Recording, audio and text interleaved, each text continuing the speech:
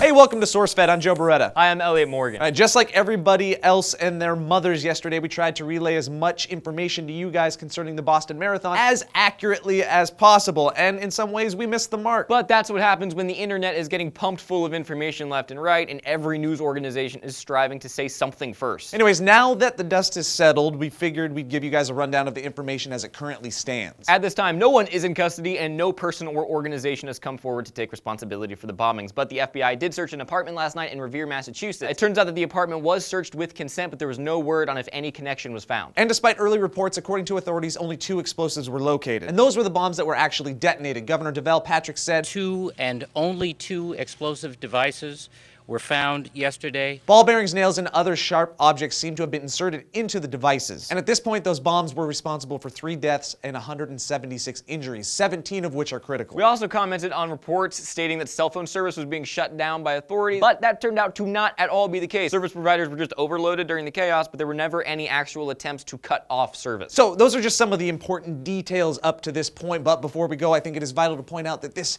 could have been an even more tragic event if not for the actions of amazing people. Every video of an explosion that you watch and every picture you see posted showcases people immediately helping each other out. These dark moments tend to make us dwell on the dark side of humanity, but we shouldn't lose focus on the inherent good. Patton Oswalt, who as it turns out spits all sorts of wisdom, posted a wonderful response to yesterday's events. You should read all of it, but here is a snippet. This is a giant planet and we're lucky to live on it, but there are prices and penalties incurred for the daily miracle of existence. One of them is, every once in a while, the wiring of a tiny sliver of the species gets snarled and they're pointed towards darkness. But the vast majority stands against that darkness, and like white blood cells attacking a virus, they dilute and weaken and eventually wash away the evildoers and, more importantly, the damage they wreak. This is beyond religion or creed or nation. We would not be here if humanity were inherently evil. We'd have eaten ourselves alive long ago. So, when you spot violence or bigotry or intolerance or fear or just garden variety misogyny, hatred, or ignorance, just look it in the eye and think the good outnumber you, and we always will. That is very insightful, Patton Oswalt. He's a man of very, very good words. It's good to read, and it's good to hear, and it's good to think about. Thank you, sir. Go read the whole thing. Not you, Patton Oswalt.